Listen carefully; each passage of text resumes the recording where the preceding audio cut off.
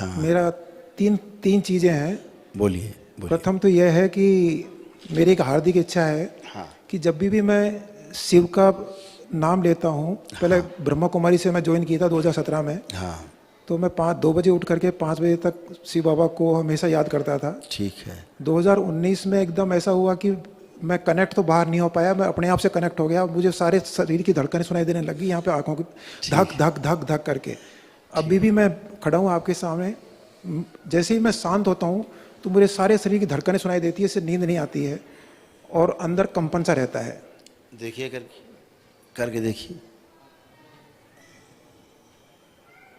अभी भी जब जैसे यहाँ से ना धक धक धक होती रहती है कंटिन्यूअसली महाराज जी। महसूस करते रहिए।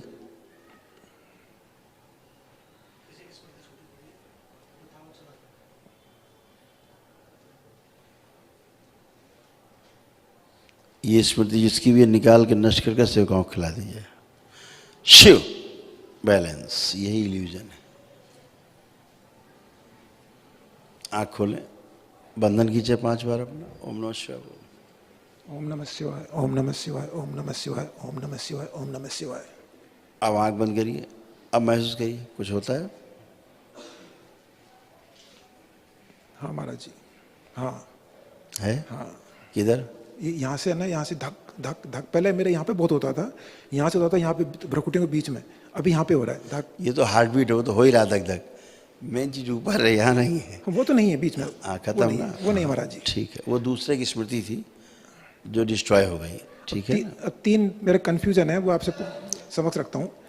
एक तो हम जहाँ से आते हैं वो गढ़ है राजा साहब का, राजा साहब की फैमिली से है तो गढ़ है राजा साहब का। अच्छा। वहाँ पे हमारी फैमिली में हर तीसरे को कोई को आता है कि मैं महाराजा हूँ, कोई राजा है, सब ये बोलते हैं। तो उसके लिए हम किसको माने? क्योंकि हमने उनसे पूछा, वो कहते हैं कि हमको मानो, हमारे भोग लगाओ, और जो छत्रियाँ हैं वहाँ पे जा करके उनको लेके आओ, ये करो। तो करें क्या? मतलब बहुत कन्फ्यूजन है। इस सब करे के बीच में ना करे वाले सेक्टर में चले जाओ, क्योंकि यही गंदगी है सबसे बड़ी। कहीं कुछ नहीं है, कोई वहाँ राजा और महाराजा कोई नहीं है।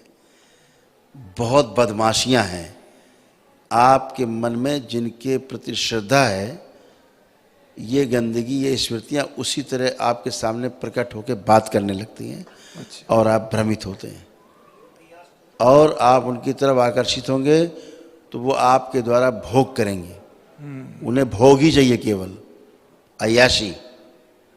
राजा क्या करेगा? अय्याशी। सही बात है, सही बात है। तो सिर्फ अय्याशी कराएगा, अय्याशी के भाव आपके अंदर देगा और वैसे ही आपको करके और आपको नष्ट कर देगा। ये बचना है, ये विष्णु की माया, इससे बचना है। इससे जो बच गया वो ज्ञान को प्राप्त उपलब्ध हो गया, है ना।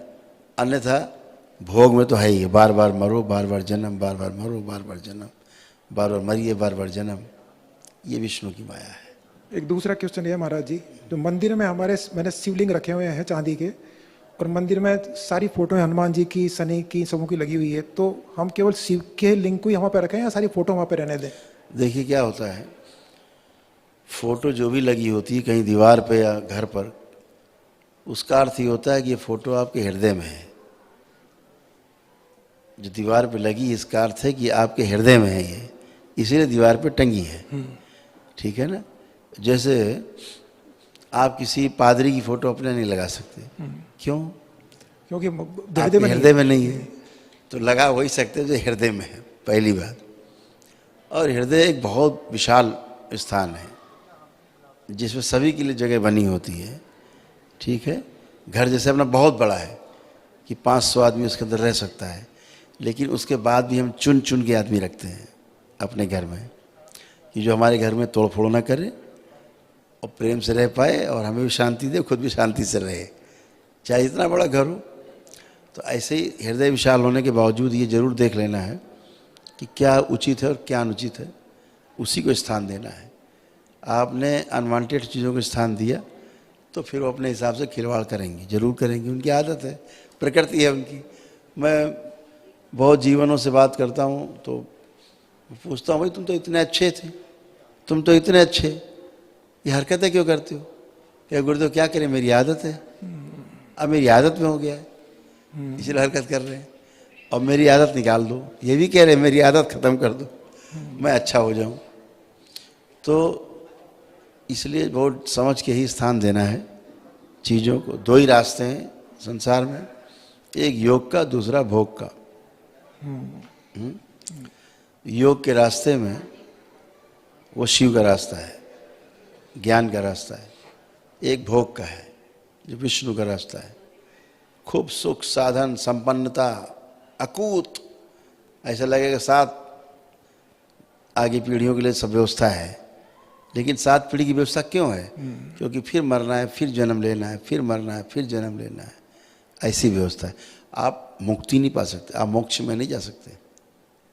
मोक्ष चाहिए तो शिव की तरफ जाना होगा, और अच्छा अच्छा चाहिए, राशि ठाट बाट, तो फिर विष्णु की तरफ जाना होगा, छलिया की तरफ। तो आपको खूब मौज कराएंगे।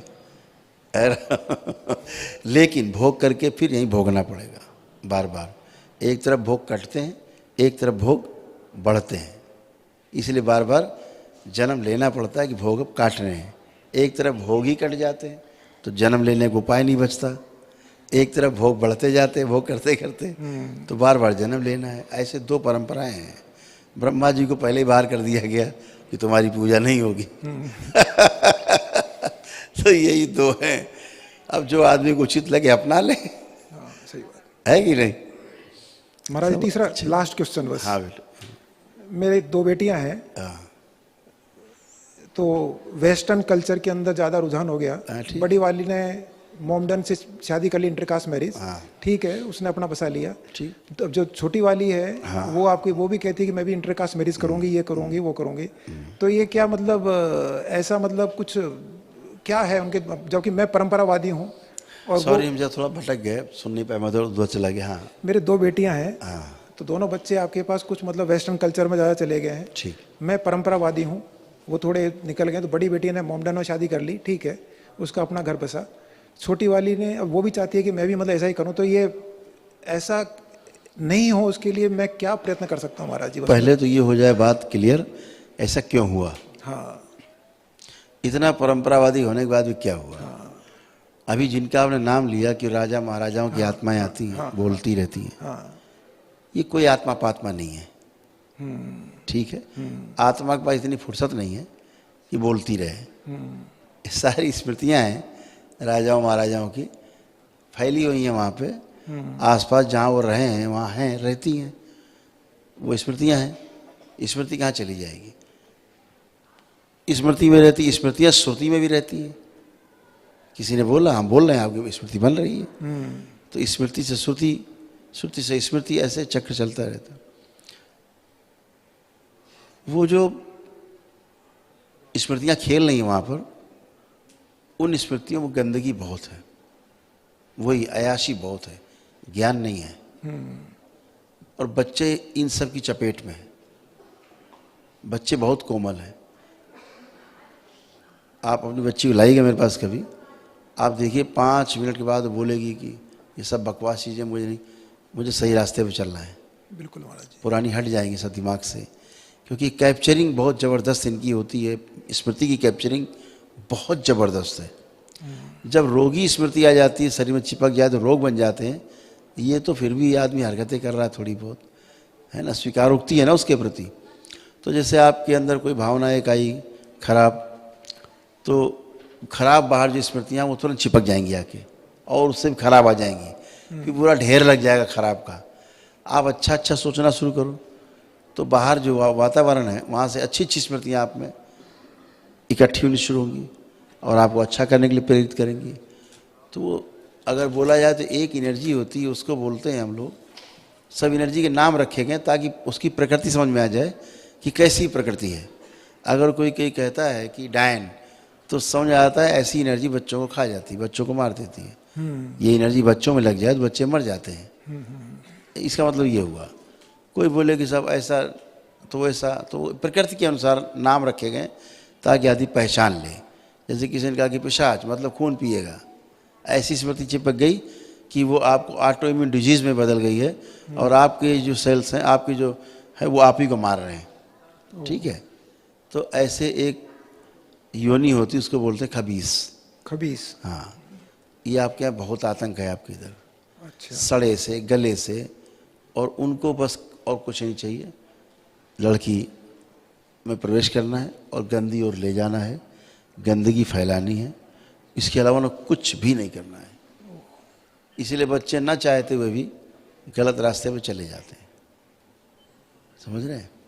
जो दरबार से आप जुड़े हैं, अगर आप चाहेंगे तो उससे हट जाएगी, उसको अपने में आ जाएगी लौट के। और मैं देख रहा हूँ बच्ची आपकी ऐसा कुछ नहीं करना चाहती, लेकिन मजबूर है वो, उसका ब्रेन कैप्चर अभी दरबार ने छुड़ाया है।